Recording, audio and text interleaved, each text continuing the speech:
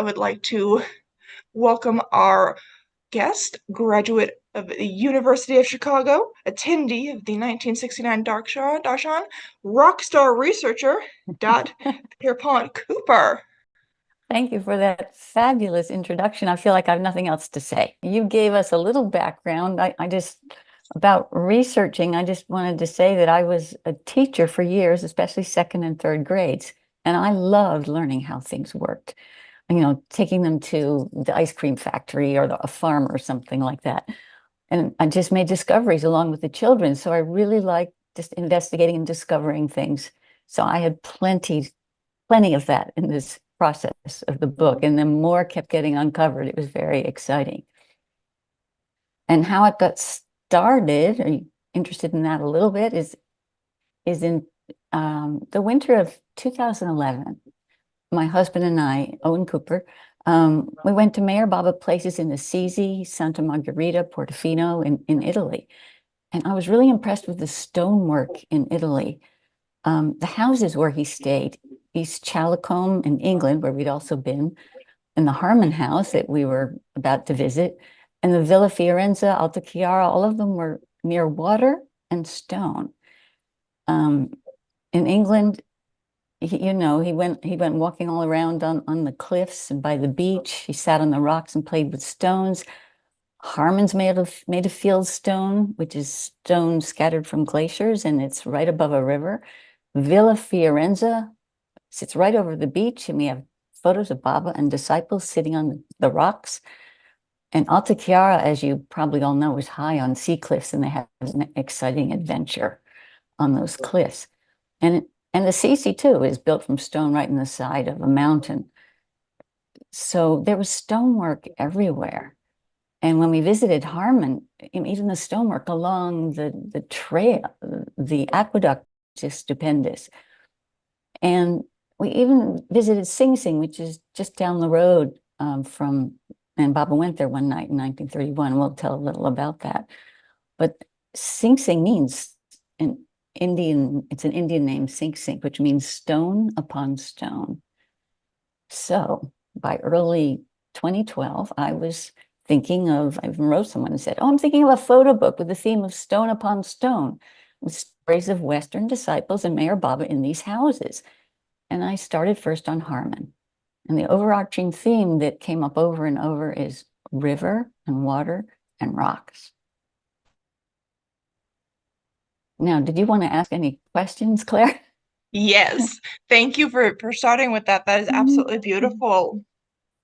Now, so my first question, to expand a little bit more on what you were just saying, in the preface of your book, you mentioned three purposes for writing: to bring alive the days of Baba at Harmon through photos and stories, to make an accurate record of that time, and to highlight Baba's motivation behind coming to America. Can you talk a little bit more about those incentives to write? Which one started first? What was the initial spark? Well, which came first? That's a great question. Really, each came more into focus as I went along. To bring alive those days with photographs and stories, I began to experience very quickly the power of putting those together. I wanted people to imagine being there. It was so fun being in England and tromping around where he had gone, going to the beach, and to be in Harmon, thinking, oh, he was here, and these things happen in this house. I wanted them to imagine being there. So I started taking a lot of photographs. But then the second one, the more I learned, the more I wanted to make an accurate and well-researched record of what we know and get it down for the future, and to make it digital so it would be available in archives. But the hardback is 2 copies are at the Library of Congress and various other museums. But I think the really important thing is the digital form, so we can keep renewing that and making it so it lasts. But then what occurred to me over and over is, wait a minute, you get so caught up in the details and exciting discoveries, like you find this thing on a map and you discover this and that. But what was Mayor Baba's purpose? The larger purpose. it was his purpose in coming to America. That's what kept coming up over and over. And he indicated that America was key to his world renewing work of transformation for the new age that he says is not just coming, I think it's beginning to happen. So I also note, even on the flap of the book, that it's our great privilege to be here now in this time and place, because I think it's beginning to happen now, everything that he said. Oh, I am afraid I'm going to have to ask you the question that every author hates, but what was your writing and research process like? And how did it change or evolve as you went further into writing? Yeah, it definitely did change. The first three chapters are they're trying to cover a lot of history, a huge timeline in a short amount of space and words. And so I almost wrote in pictures, just selecting events to focus on, like here's one, here's the next, and letting the reader kind of connect the dots and look up things on their own if they wanted to. There was no way to tell it all. So I could just highlight as the story moved forward. But then later on, I got into like Narina's story, Elizabeth's story, Anita's story, and it became more narrative. And I had to kind of change a style and learn more about researching that. And then as I got more factual data, it became more journalistic to how to present that. So it began just growing and changing as I went along. Yeah. Well, you told me once about a coincidence that Oh, happened when you were searching for sources, right. and this article is one of them. I was hoping you would tell us that story because it is incredible. I mean, coincidence in quotes. What's this Right. mean? Yeah, it was one of Coincidences. those. Yeah. Owen and I finally had time on some little break we had, and like we had a few hours and we said, we're going to go to the Westchester archives and find the deeds and see what we can find there and look at atlases and things like that. So we walk in and we tell the receptionist there, this is what we want. We're looking up Croton, Harmon, this area, and we're interested in the atlases and certain deeds for a house. And her jaw drops and she looks at me because right behind us, someone else had walked in. And he was like the chief historian of the exact same thing of Croton and Harmon. And he had just walked in right after us. And she like couldn't believe it. And Owen and I kind of looked at each other like, who does these things? You know, we've seen things like that happen with Bob all the time, what we think is coincidence, right? You probably all had things like that happen. Like I ran into you now at the timing. So he told us that day about the field library in Peekskill, which is a city right near where we were, right near Harmon, that might have something for us in the future. And so later on, when I was trying to figure out where the fire site, I was trying to see if there were any articles about the fire on November 10th, 1931.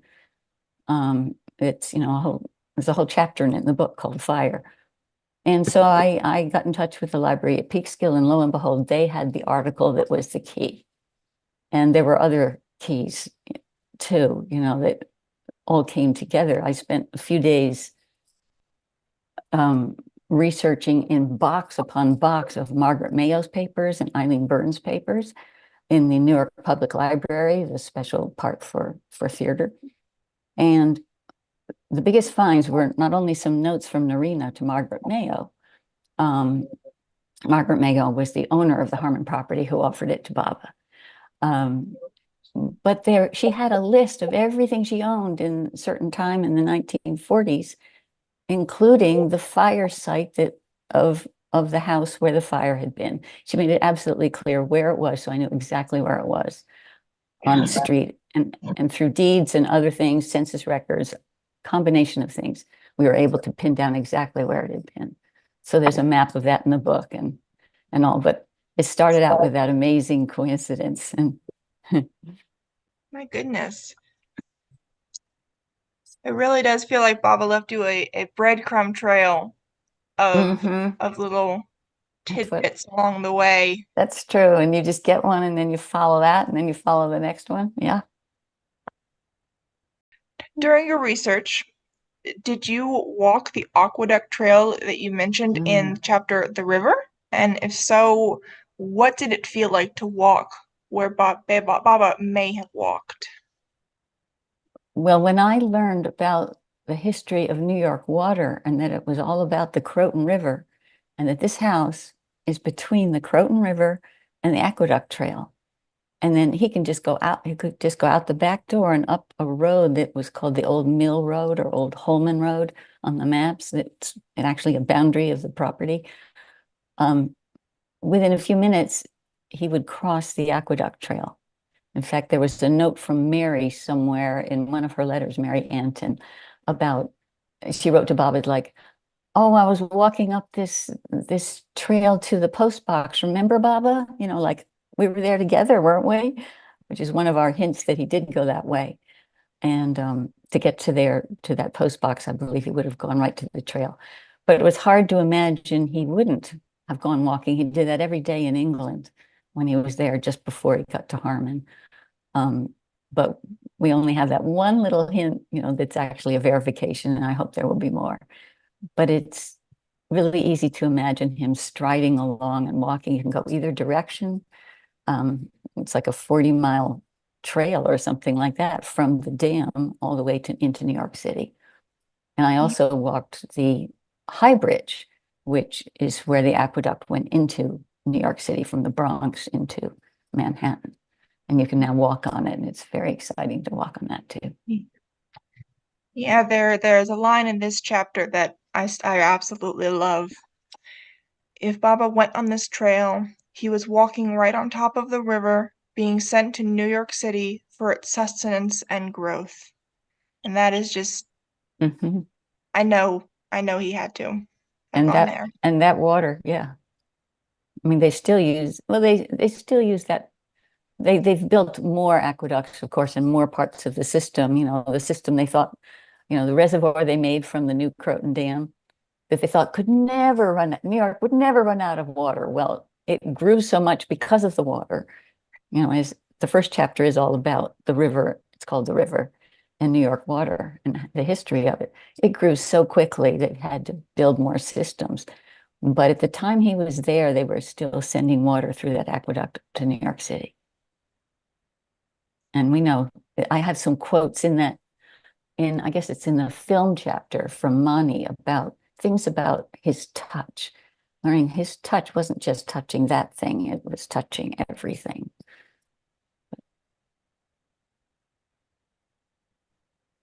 It's pretty exciting to walk that trail. I highly recommend it. And they have beautiful maps. Yeah, I can only imagine. Yeah. You can enter it at all different places, all up and down. And even from when they first made the aqueduct, I think I'd have to look up the date. I think it was 1840 something. They encouraged people to walk on it. They made it so it could be a walking path above the aqueduct where the water's actually flowing. So what you see is, you're showing, yeah, you're showing that picture. What you see is a lot of green. It's beautiful. And a lot of flowers in May. That's one place I looked for the pink flowers to see what there was because the trees have grown up so much everywhere. It's not so much open, I think, the way it was in 1931 and 1932 when Baba picked that flower. So I went to where it was more open up around on the trail, looked all around. Oh, But it's easy to get there. And the Quaker Bridge Road, which is a road that goes along just beyond the Aqueduct Trail, is right next to it at some point. And there's a little place you can park, and you can get out. You know, you can park there for a while and very easily go, and you can see it in the book. Go to the top of what's now a trail that was the old mill road down to the mills.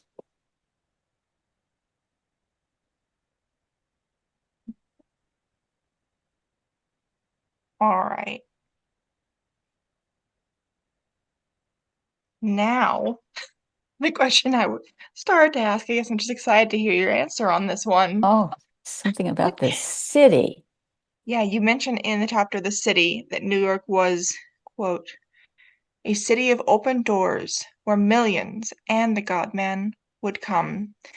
Do you think that the energy that you describe in that area was what drew Baba to stay at the Harmon during his trip to the West?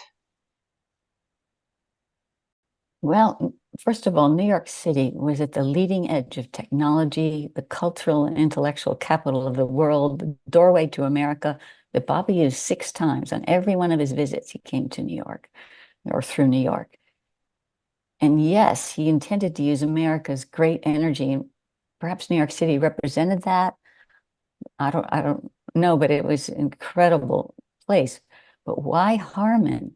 And I went back and looked up, and it's in Malcolm's account, which is in both the Glow and the Awakener.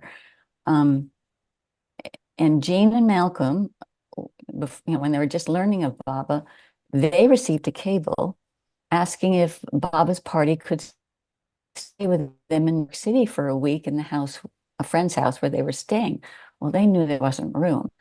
And so they decided they would use their fund, organized for England, to just do whatever they needed to for Baba. And so they cabled and inquired, do you want it to be in the city itself, or would it be equally well or better if this was in a house in the country within an hour of New York? And they got back an answer that country was preferred.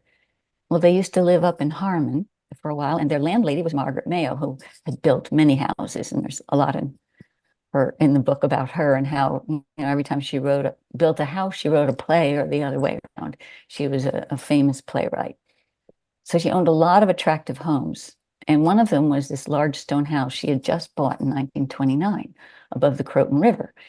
This comes in the book eventually in little hints, but it wasn't actually in Harmon, but it was across the Croton River from Harmon in this area that was not all built up in streets and all of that like Harmon was.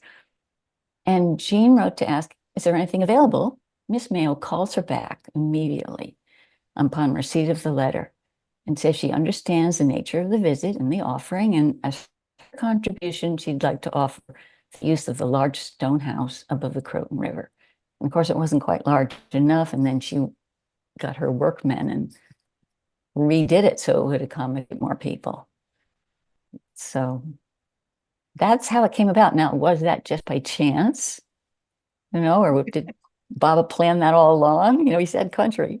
That's the way things seem to happen, where you look and then he gives the direction and you look some more and, you keep on going, asking the same question until kind of it gets to what he needs. Yeah, it always works out. I love this photo that we have on screen right now from your book. It is just such an incredible photo. You really knew how to pick some very, very good ones. Yeah, you can see the New York Public Library is fabulous in these digital collections. These things don't have rights on them, that, copyrights, so that you're free to, or the public domain or whatever, and you're free to use them, which is really nice. See, I'm going to find my notes here.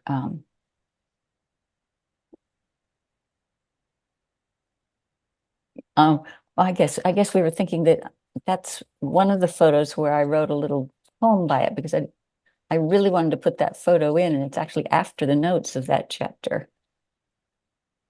And it's about Westerners. Baba talked about the East and the West and bringing them together, how when he sent Rustem to England, he was connecting by cable, it's like spiritual cable, the East and the West. And he talked a lot about it's time, in the West, we developed material bounty and expertise and so forth. And in the East, it was more spiritual development, and now they're coming together. So with this picture, you still on the tip of Manhattan here? Yeah. Yes. Look to see. I said, Westerners, what in creation were they doing all these centuries? Doing their God-given job of exploring, inventing, defining, dividing, solidifying, raising standards for living, constructing fine egos. the limits of all that could be done and discovered with matter in this material world. So they could live in it, learn to love every bit of it, see the truth and beauty of it all, and find life immeasurable. And so at last, as one, really live life. That was the whole purpose of creation. So once in a while, I just couldn't help myself. I just reminded myself, what is all this about? What was he doing? So I had fun with that. We have a little question related to this photo. Is that New York City port likely where Baba arrived? So are you going to show the photo? Right now I'm seeing the tip of Manhattan. Is there another one you're showing? No. The one that's the aerial view? No, I'm still showing the tip of Manhattan. Oh, the tip of Manhattan. Well, where he arrived was West 57th Street. So that's what we would call Midtown. Okay. Maybe a little north of Midtown, but I think that's called Midtown. I used to take a bus on Alrighty. 53rd Street or something. Yeah, so, but you do, what's lovely about that picture is you see the Statue of Liberty and you see, oh, I said that, didn't I? And a steamship. Yeah, yeah. Because those steamships, I mean, you know, the city chapter goes a lot into immigration also. It was amazing to learn about the steamships, that they weren't paid for by the people who had the first class accommodations, though you imagine that would be very expensive. It was the steerage. It was the millions of people who were down many levels, you know, who could hardly afford passage. And that's how millions and millions came to the US during this time on these steamships. So it's fun seeing a ship in that. Yes, it Photo absolutely there. is. Alrighty. Wow. Oh. In the chapter to the west, you've already touched on this a little bit in some of your answers so far, but a little bit more about it. It's clear that Meher Baba felt that America was incredibly important to his work, and you even say towards the end of the chapter that Baba was poised to pour into creation in America, where Meher Baba had planned to go all along. Tell us more about that. Okay. Well, let's see. Should we go into the map first, or maybe I'll go into the map second? You know, Baba began speaking about his plans to go to America in the 1920s. I show in that chapter how the boys at Prem Ashram in 1928 dressed him up in Western clothes. But in 1927, he said, my work for the circle is almost completed and only a little remains to be finished. When that is over, I will visit Europe and America. And that's in Lord Mayher. I just looked that up. And he was making plans to visit America when he was in England at East Chalicombe before receiving the news of Baba John's passing. That seemed to be the signal he was waiting for, but he was already meeting with disciples, making plans for America. He sent Kitty to London to arrange sufficient funds. And that's in my chronology section, you know, if you want to look up that detail. So he wanted sufficient funds with which to visit the USA. So he was definitely making plans for that. But in that whole chapter to the west, I start out with Baba John because of her role with Baba's work in the Prem Ashram, how she went and visited the boys and switched places with Baba, seemed to be infusing her energy to join his. That's the feeling I got. And then the importance of Ali as one of those boys, like a representation of a soul, a person who could hold this energy. And then it goes into the cables and links with Rustam, Meredith Starr, and others, and the remarkable force of divine love and on his trip to England that, you know, Margaret describes beautifully in that chapter. But Baba waited till Baba John's passing. So at the end of the chapter, I wanted to give an idea of the tremendous force surrounding Baba and the links to the Prem Ashram. It's hard to sum it up. So what I said was, this is just near the end, after he hears of Baba John's passing, Now was the time to open the floodgates of highest divine love. And with all of Baba Jan's force and authority transferred to him for Mayor Baba to go to America. Chanji and Meredith went on the Roma, that's the ship, the Roma with Baba, and so did Ali. And Baba had called Ali the link through whom all would get the light of love. Ali was a channel for that reservoir of high radiant force, bursting its bounds with the bounty of Babajan and poised to pour into creation in America, where Mayor Baba had planned to go all along. It's almost poetry there at the end. I had to try to fit so many big ideas in one sentence. So then that map, are you seeing the map? Yes. Yeah, now the map. So that's a map of, as it says, of his journey. As soon as he got that news on September 22nd, he took off on, I guess, on September 24th and went even on the Orient Express, across Eastern Europe, all the way to Turkey. And then he went back to Italy and waited till the timing was right, I guess, until, well, he had to be on the Roma, right? I guess. And then he took off on the Roma on October 28th, I believe.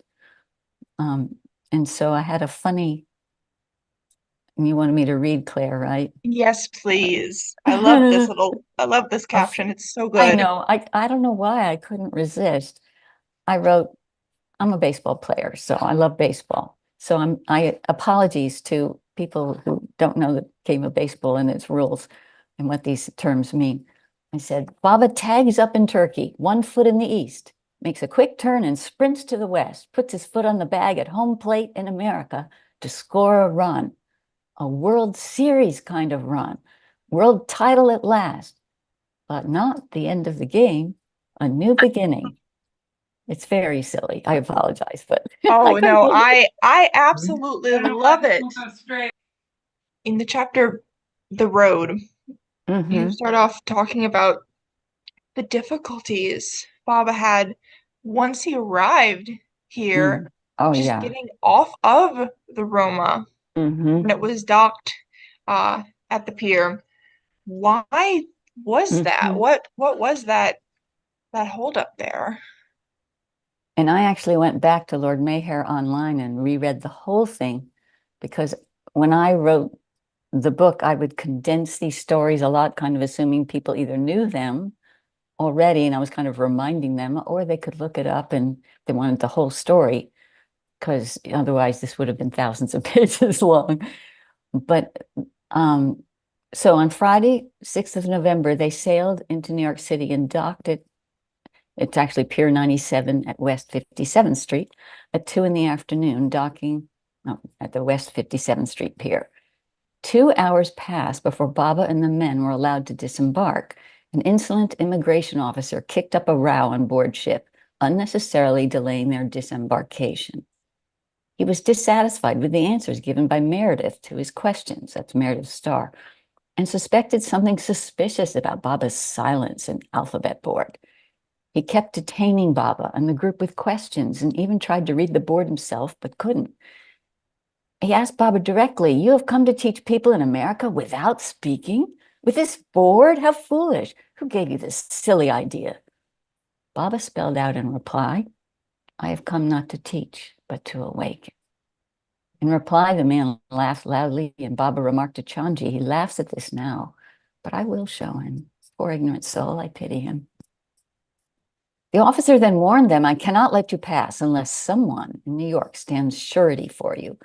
Baba's trip to America had not been widely publicized, and not many knew of Baba's coming, except for 3 persons waiting for Baba at the dock who were prevented from boarding the ship. And that was Malcolm Schloss, one of them. There was no one present to intervene on Baba's behalf. It was an awkward situation, but it was the master's game. Baba remained serene and calm as he meekly submitted to the interrogation by the insulting immigration agent. Suddenly, an officer of the ship dressed in white appeared on the scene and asked the immigration agent, "Why do you detain these men when all the other passengers have left the ship?" And very quickly, they were able to leave the ship. And I didn't read on, but I think I remember reading, someone could correct me, that Baba sent Chanji or someone to find the officer that came in white to thank him, and they couldn't find him anywhere. Who knows what really happened there? But as they said, it was all the master's game. So I kind of had fun with that, the whole surety thing. I even referred to it later in the book too. You do such a good job in this first bit of the chapter describing the day that he landed, so to speak. They docked, and how cold, what a Right. cold November day it was. The front page on November 7th was Winter City, Visit Yeah. City, hard frost coming, snow flies in suburbs. And that it was such a cold and chilly day. Hmm. Yeah. And And you can really feel Chanji the said it was chilly in his experience. diary too. Yeah, it's using a Yeah. diary, using, the weather from the newspapers and so forth. Yeah. You Yeah. you really do use such a good variety of sources in your book, and I absolutely love that. That is fantastic. It just that tension of waiting for someone, and this Yeah. miraculous unknown man dressed in white comes, and again one of those coincidences, so to speak. And we can read the story. And what's fun is, and it was fun to discover, you can actually go to Pier 97. You can go to that 57th Street Pier, and that's what you showed that picture there. It's now a park. They have concerts in the summer or something. And you can go to the pier in Brooklyn because when he left that December, he went on the Bremen. And when he came back in May of 32, came back on the Bremen. And the Bremen was a ship that was so long, so fast, so humongous, it couldn't land in any piers around Manhattan. And you can have seen in those pictures how many piers there were. So they had to use, I think it's the Army Pier or something in Brooklyn, especially long one. And that pier is still there. And you can go there, you can walk down it, you can see Manhattan and the Statue of Liberty, you can take a ferry over to Wall Street. It's fun to be able to just go there in person. Yeah. Oh gosh. But then we also drove up Route 9. We're pretty sure from descriptions we had that they went up Route 9, which is very close to the Hudson. I have a map of it. I don't think we're showing that, but on this Zoom. But and there's a sculpture at some point of Abraham Lincoln, and I read that his train went up that way after he was killed, and they sent it back to Illinois. Um, and then you go right through Sleepy Hollow. So they have all this headless horseman stuff. So I show some pictures of that in the book, like the sign. It says the Headless Horseman Bridge, described by Irving in the Legend of Sleepy Hollow, formerly spanned this stream at this spot. You see the old church. And so it's fun to think, Baba, to imagine him going up that road. That's why I show a lot of pictures of the road. Yes. Yes, including this very lovely photo of the Headless Horseman Bridge. Love that.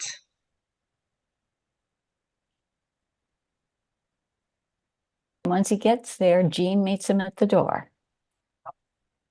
And what's remarkable is there are so few photos from Harmon. I think Elizabeth must not have, she just met him there. So by the time they were in Italy, she was taking pictures and even movies, right? And we have so many photos from Elizabeth. But I don't even know who took the one of the house with two cars in front of it. We show that at the end. I have it in the book at the end of the road chapter, the house in 1931. It's a rare picture, and there's just a few, one with Elizabeth, Narina, and Anita, and Malcolm next to the house, one little one of Mary Anton next to the house, and a few of Baba and disciples in 32, and that's it that we've found so far. So after that, we get into, I have the chronology section where I didn't want to have to write that out in longhand. It's just by date, all the things that happened leading up to getting the house and people meeting Baba and who met him when. So you can look on it and say, oh, Anita met him on November 11th. Narina met him on November 8th. She was one of the first to come, maybe the first. Elizabeth came on November 17th. This all of that sort of thing is in a chronology. And then I start chapters, Jean and Malcolm and their account, and Narina and her account, and Anita and so forth. And each one has their own reactions. The first person that you talk about is Jean, and her describing Baba's concern for her injured thumb, and her sitting with him and saying, "It feels like I've always done this. Like it's not the first time." Yeah, she felt like the experience of being with Baba was he was so familiar, and so many people said that same thing. Like I just feel at home with him. I feel like I knew him forever. I was trying to remember where I'd seen him before. She says, "This seems so familiar to be sitting here with you like this, Baba. I feel as if I had always done it." He assured her it was so, and conveyed, "You've been with me for ages."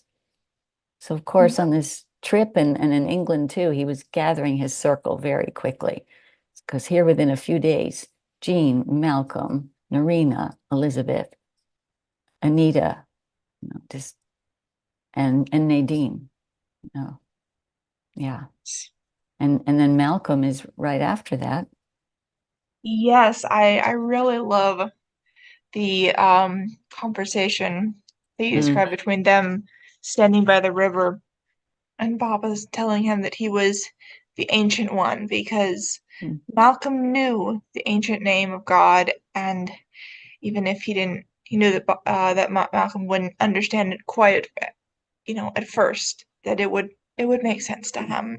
Because Malcolm had that store, for many years and studied all kinds of spiritual texts and systems and was familiar with these things. Yeah.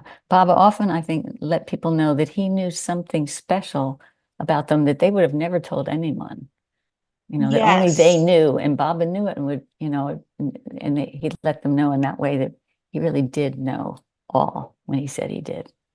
Yes, that was something that you mentioned with, I believe it was Norina. With Narina, yeah, she had that Yeah. vision when she was young, and then he reminded her about it. How would he have known that? Yeah, of course he did know. It was Yeah, just and it then was so incredible, and the chapter about Norina is one of my favorite in this section, because as someone who did not have the luck of getting to meet her, I see photos of her, and she is this strong, powerful woman, and I see descriptions of her, and it says that, and yet you show her as being so sensitive and vulnerable and so dedicated and devoted in her love for Baba. It is incredible. she's just extraordinary, extraordinary figure. Baba told her, "It's due to your position as my mother that you take on a bit of my sufferings." He called her his mother, explained, her connection with him. Um, and then of course, if you follow her life, her last 10 years were very difficult. There's a whole in that 4-part series in the Glow about her. The last one in spring of 2014, I think, is called The Dark Journey of the Soul. When you've gone through and been as close to him as she was, there's other parts of it. And he knew exactly what she was going through and that she had to have that. But anyway, she did suffer a lot. So it's hard to know what he means by that you take on a bit of my sufferings, but she certainly did. And then Next, Mary, a lot of people haven't don't really know much about Mary Ann, and they just might say, "Oh, there's this Mary person who was also at the house," because she went with Gina Malcolm to help set up the house and get ready for Baba, and stayed on. And her daughter Jo came, and they stayed on, and they would stay there when Baba left, and they'd take care of things, and Jo would take care of the correspondence and things for Malcolm, and Mary was very much part of it at the beginning there. yes. You mention in the chapter about Mary she's the Russian connection. I love that. But also that she was one of the household Mhm. staff at the Harmon house Mhm. when Meher Baba arrived. Does that mean that she was not an invited guest? She Yeah, was, she became staff. I mean, I don't know how it all happened, but she was very much connected with all of the different threads leading up to getting that Harmon house because she'd known Thomas Watson for many years. Um, and he's the one who actually invited Baba to come, when he was in England, when we went to see Baba in England, who invited Baba to come to America. Um, and then Mary's the one that, went over. Let's see, somebody said, Mary, go over to this place and go find Gene and Malcolm and tell them about Mayor Baba and East Chalicombe. And, so she was very instrumental in a lot of things. And I don't know if this is the place to say it, but what's so amazing is Joe would write letters to Baba sometimes when he wasn't there and say, my mother, Mary, she'd like to write to you, but she just feels she can't. She feels so unworthy. She felt like she wasn't doing the work Baba had given her, which is to write his story, and she said, oh, I'm not doing it. Well, it turns out a lot of the stories in this book are from Mary, but they were embedded in her letters. And you can find them all at the trust, the Avatar Mayor Baba Trust. Um, and they're handwritten, most of them, and you have to find them. There's part of a story, and then there's a whole bunch of other stuff, and then another part of the story, and then a whole bunch of other stuff again. But when you put it together, the picture it gives, she actually, because she's a writer, she wrote The Promised Land. She was a famous writer on immigration for years before she met Baba. So she really offered him her writing. And so it ended up coming out in her letters. So I was very happy to be able to use them in that way and kind of vindicate her in a way. yes, Mary is absolutely a fascinating character, and I'm glad that you Yeah, gave her a chapter to get a little bit more yeah. about her because I had not really Yeah. heard much about her at all. If you haven't read The Promised Land, I'd never had a real picture before of what life was like for the the Jews in Russia and the persecution that was going on and how much they would say to each other, not next year, Jerusalem, next year, America. Their hope was to go to America, and many of them did. So her father went first, and then she actually arrived in America in Boston in 1894. And there's a picture of Boston about that time in the book. But her writing is so delightful, and she would have these conversations with God, you know, ask the rabbi all these impossible questions and things like that. And it was just so fun. I couldn't resist putting that in. It makes a very fun chapter. Yes, and then her daughter Mm. Josephine. I love how you described her meeting of Baba, that Mary had met him and then told Joe, you have to go and meet him. And it's so funny to me to think about that kind of conversation between a mother and her young daughter of, oh, fine, I guess I'll go. And Right. I can just picture her Who is thinking, this oh, man? fine. And then she describes going into the room and seeing him and Oh, being lost in his luminous brown eyes and the complete, just an instantaneous and love. of course, there's that, but she also puts in a lot of details about the house and what was going on. She writes, she describes life in the house because she wrote these chatty letters all the time as if Baba was her best friend. In fact, she writes him one when he was on the way back in 1932 about we're getting a ping pong set and we're going to be able to beat you. They were very fun. But she said always we were aware of the master.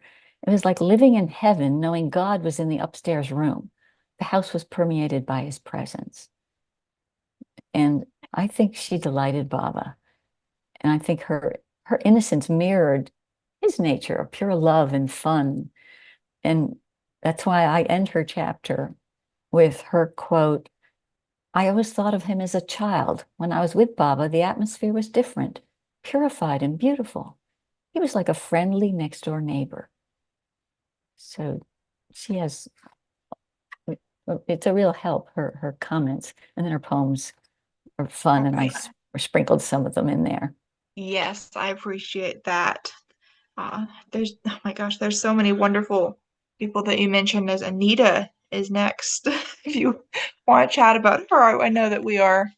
And we're already almost at noon. So, Yes, and of but course, the title of the book, It's You, comes from Anita's story, where she yes, was so worried about meeting him. She was Catholic and she was a good girl. And what was she going to do? Well, I guess I'll kneel and I'll kiss his hand or something. And then when she walks in, it's like, she just ran into his arms and says, "It's you. I wouldn't have gone through all this bother if I knew it was you." It's like she'd always known him. yes, But she I was I always love that. making Baba laugh, and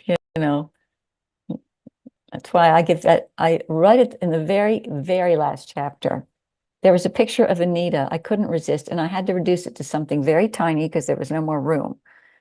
But it's Anita running, and I wrote probably laughing with Baba at Cannes in 1937. And you see Baba with his hair flying and Anita, just the back of them both, and they're running. And that's Anita. Yes.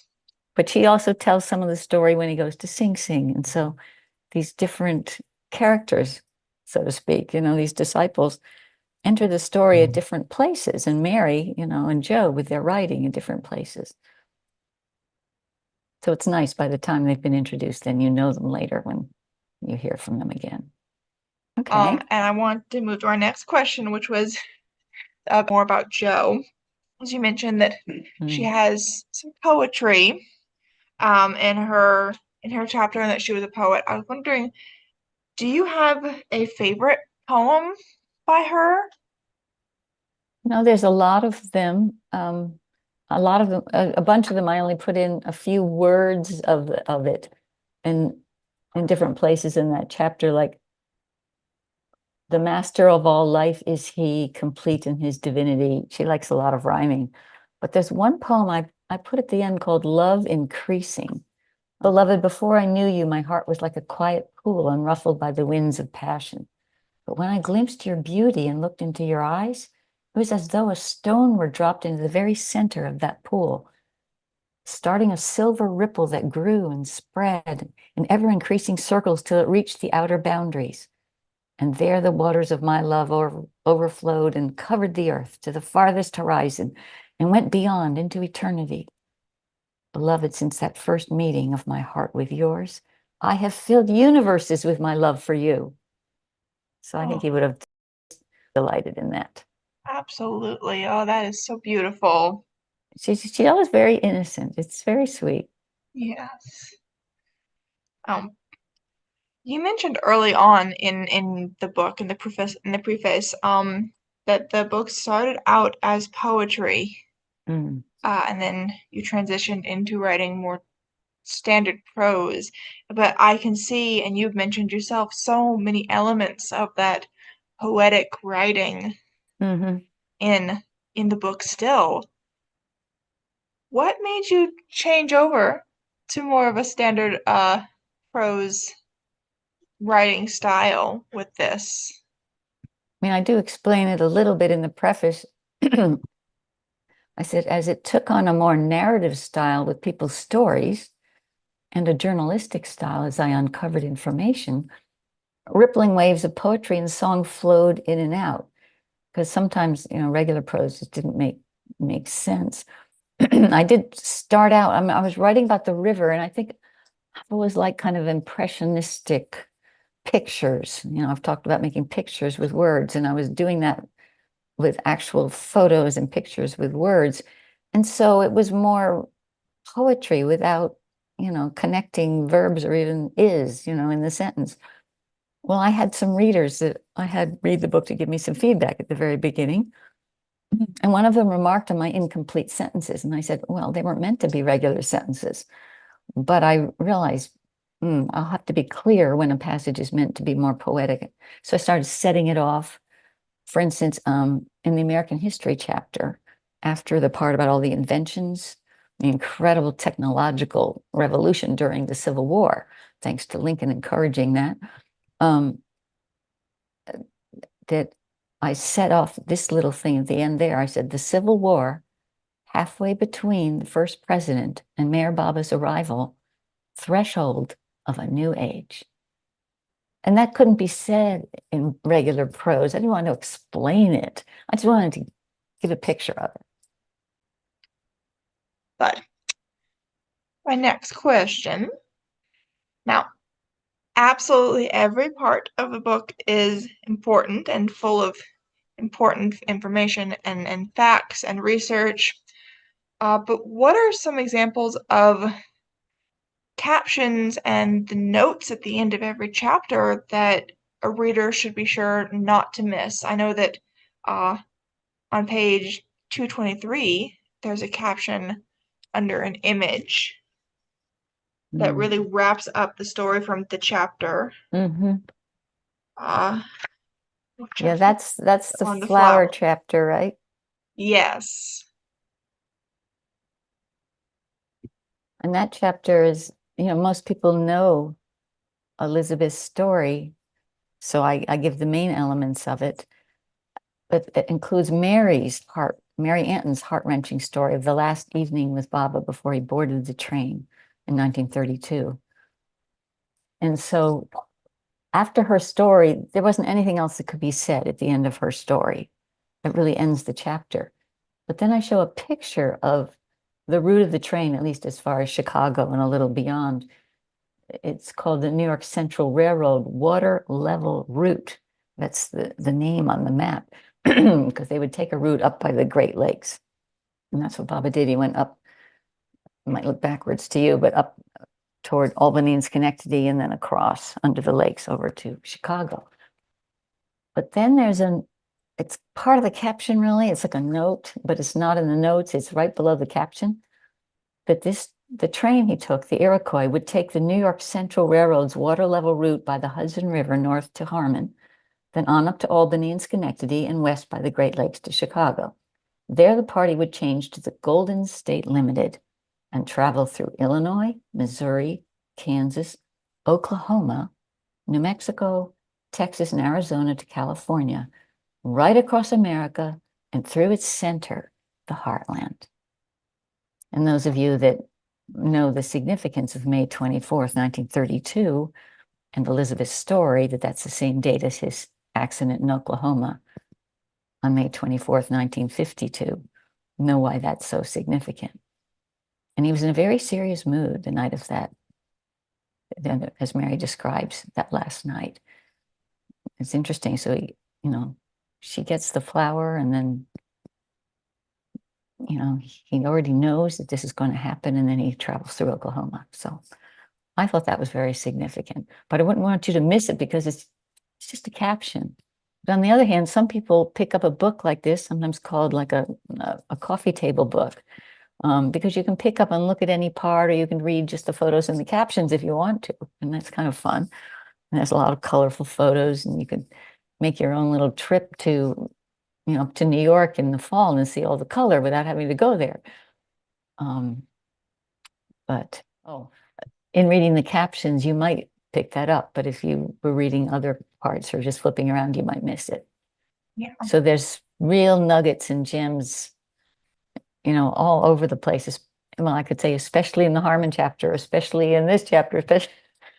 Yeah, They can especially be in every single anywhere. chapter. You'll have Especially to in every look. single chapter on You'll every have to page. look because the notes, some of the, in that chapter, notes gives more background about Elizabeth as Baba's driver, about his reassurance to her, through the flower that the accident in Oklahoma was part of his plan.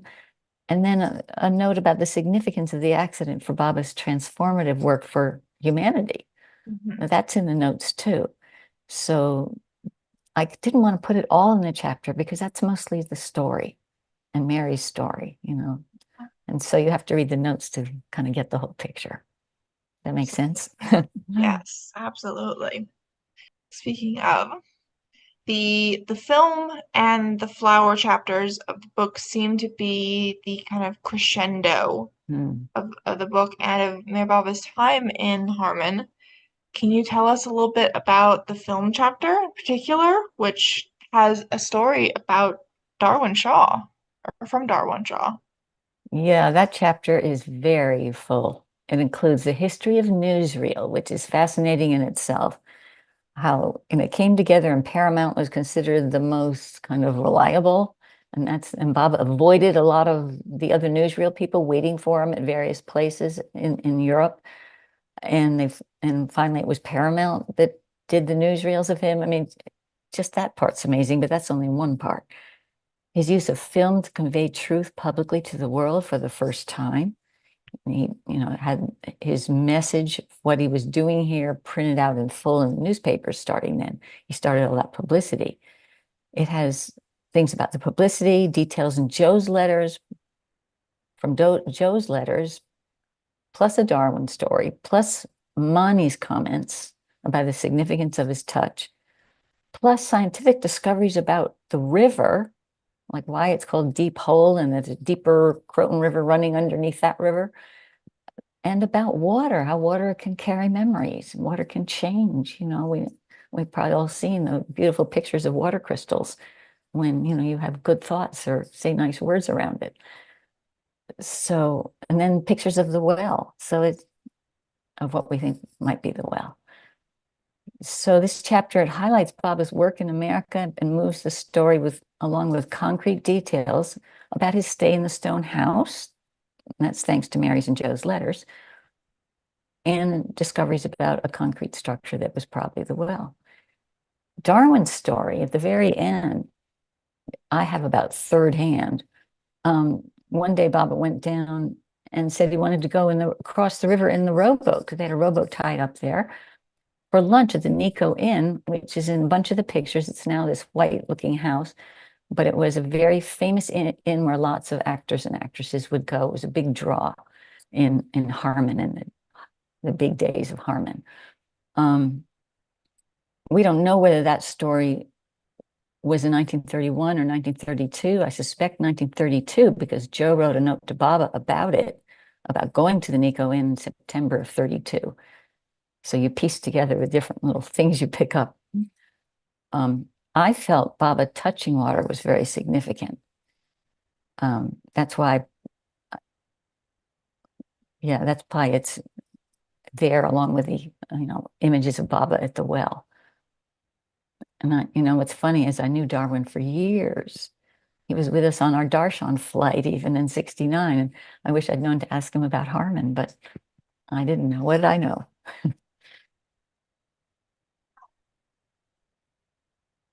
Oh my gosh. Yeah, so that chapter is amazing. And it's also near the end, and then the flowers after that, and then there's just an afterword called "and on." Yeah. Yeah, a lot of things in the notes in that film chapter, and Yes, beautiful my pictures of goodness. Baba at the well. Oh my gosh, I know. They really are spectacular. Yeah.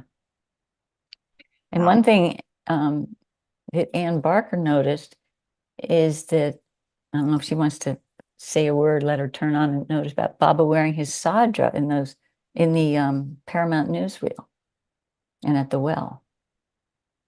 His disciples are usually in suits and ties, and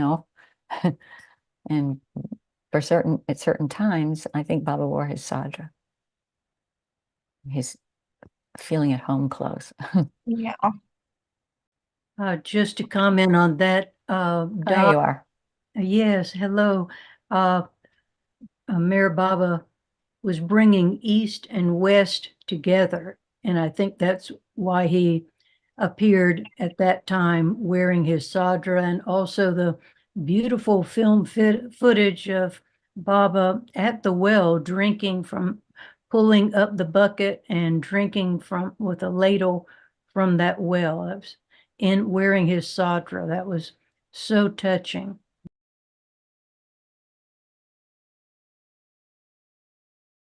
If you all want to unmute yourselves, you are welcome to now and ask our beautiful, wonderful, incredible author here, our rock star, some Well, questions. as the rock star groupie or just her assistant, I just want to say that Dot, she worked almost, I think, 8 years on this book, and she's a very, very thorough Yes. researcher.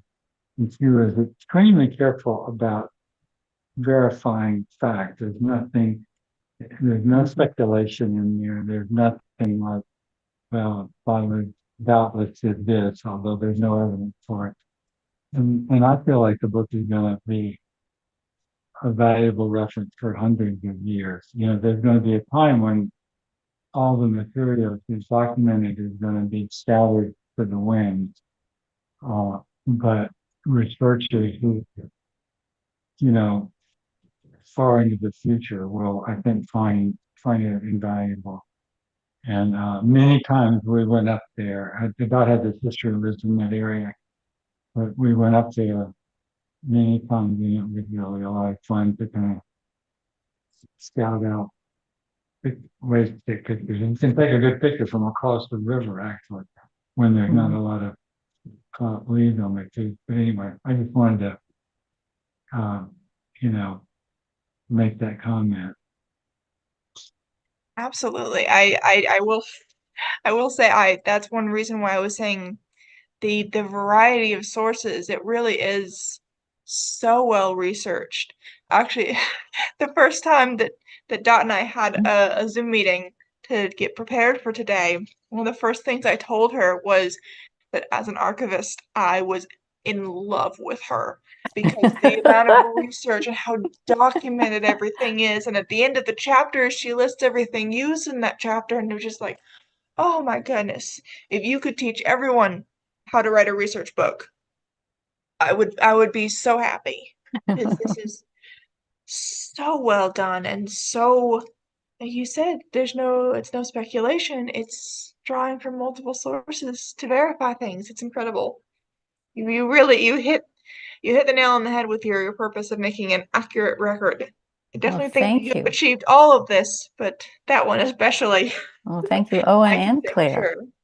And keeping track of those rights was really something too. I mean, I had a spreadsheet and there was one sheet for text and one sheet for photos. And even at Goodness. Avatar Mayor Baba Trust, they have two different people for those different things, And I had to keep track of every email and exactly the wording you had to use, for the citation and license and just reviewing it the other day, I was remembering, oh, what was on that license from, those pictures of the Roma. There's two pictures of the Roma ship, one of Pier 57 with all the 1930s cars in front of it. I wish we could have just shown that, but you'll have to look at the book.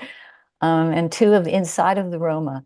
And I had to pay for those. I had to negotiate. They were going to charge me 125 per picture, And I was paying this out of pocket, And so we finally came up with something and we had a license, but I saw it the other day and it said for 100 copies or a print run or whatever of 100. And I went back and Owen saw me, how many have I printed? Well, I've printed over 150. And so I wrote to them and I said, I've printed over 150. I didn't tell them about the PDF. And I said, do I need to extend my license? And they wrote back and said, no, given as you don't, print or sell that much, it's fine for another 100. But the things you have to go through, the hoops, that you jump through to do all that. We have another question in the chat. Is there any idea of how many people met Baba in those 2 visits to New York? So like I said, you touched on just a couple, but at some point I wrote hundreds because it was also Boston. Yeah. And it was in New York and at Harmon. It sounded from Malcolm's description like they were constantly adding more people that they were inviting to dinner or lunch at Harmon too. So I don't know if there's even a way to count them all. I mean, there is a list. It looks like it was probably typed by Malcolm, where he was trying to keep track in 1931 of who was coming on what day. I'm sure it's not complete, and who knows if there's a list for who met him in the city. Yeah. That's incredible. Hundreds. Yeah. Yeah. I mean, they had to go find another house nearby to have the growing influx of guests go stay at. Yeah. It was, what the house that had the fire. And when they thought he was coming for a month or something in 32, at first, that's what he had told them.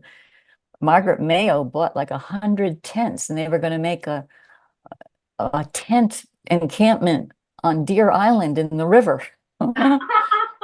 And Jean was starting to put together, boxes to use for little tables. And they were really thinking they were going to have to put up like maybe 100 people. They had no idea. And then he ended up staying 3 days,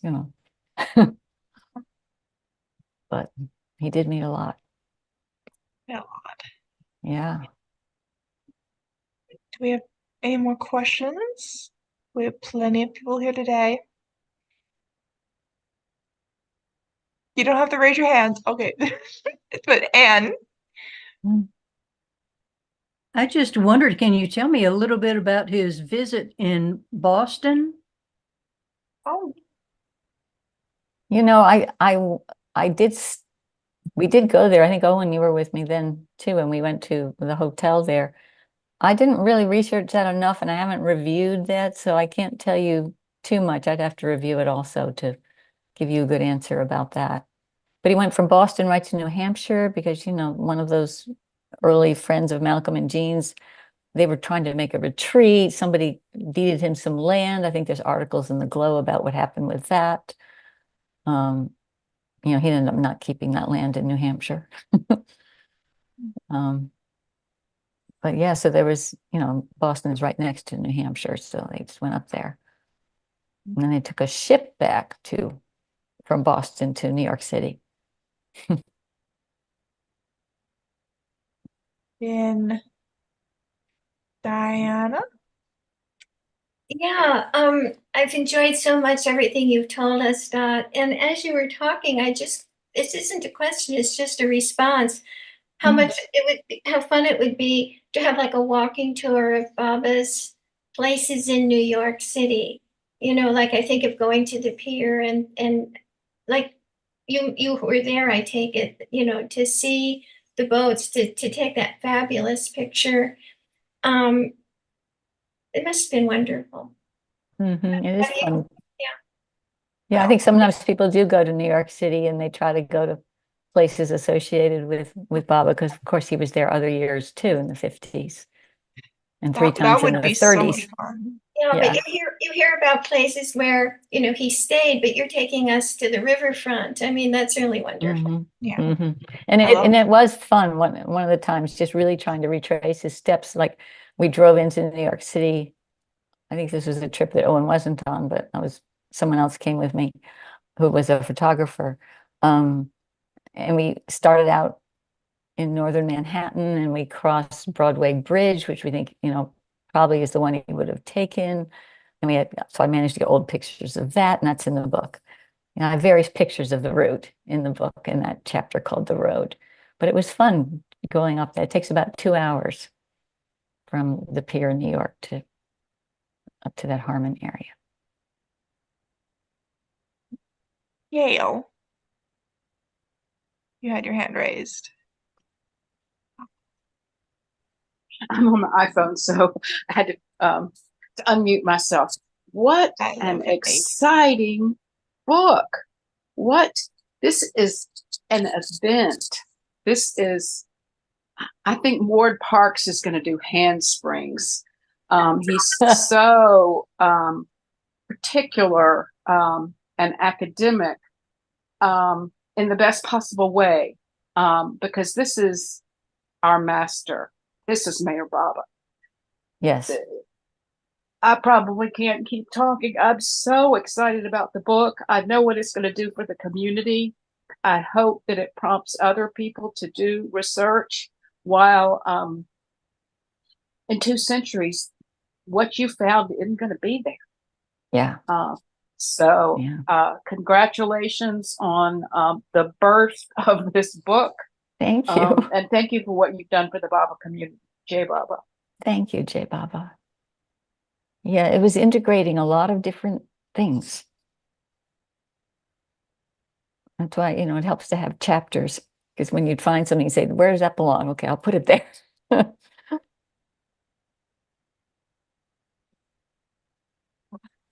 Thank you all. You've been a very appreciative audience participants.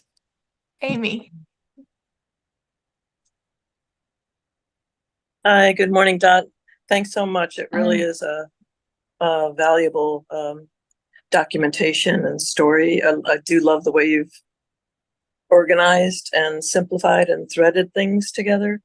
I'm wondering, my husband and I did go to Croton a few years ago. I believe it was before COVID, and because we live in Massachusetts. And do you include any of the dam pictures in your book? Yes. Yes. That dam is, did you go to the dam?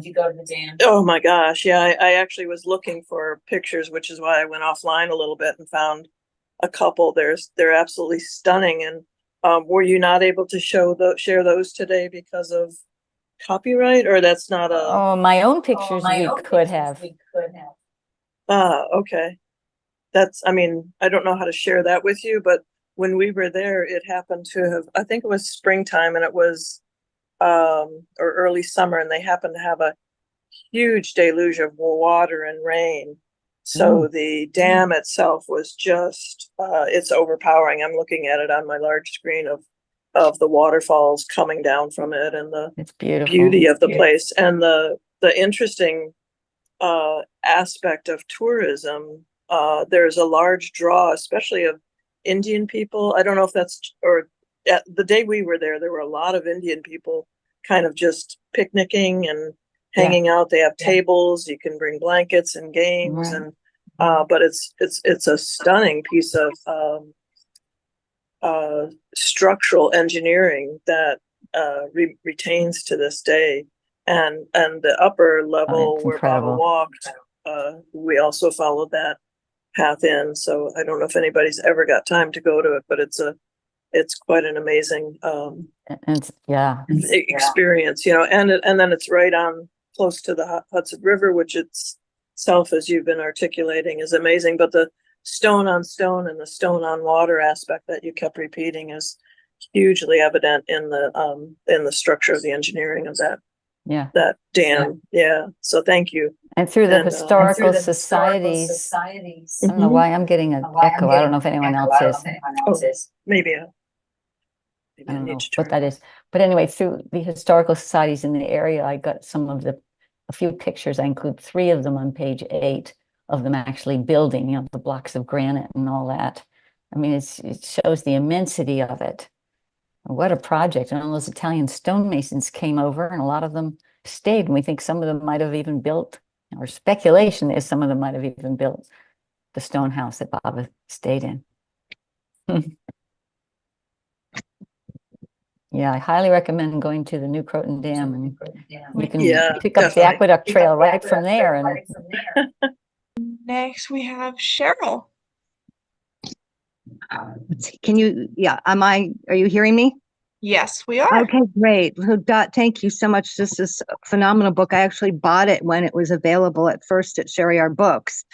So, and I haven't read it. I have to say, I'm asking this question because I grew up in Manhattan, and so did my brother.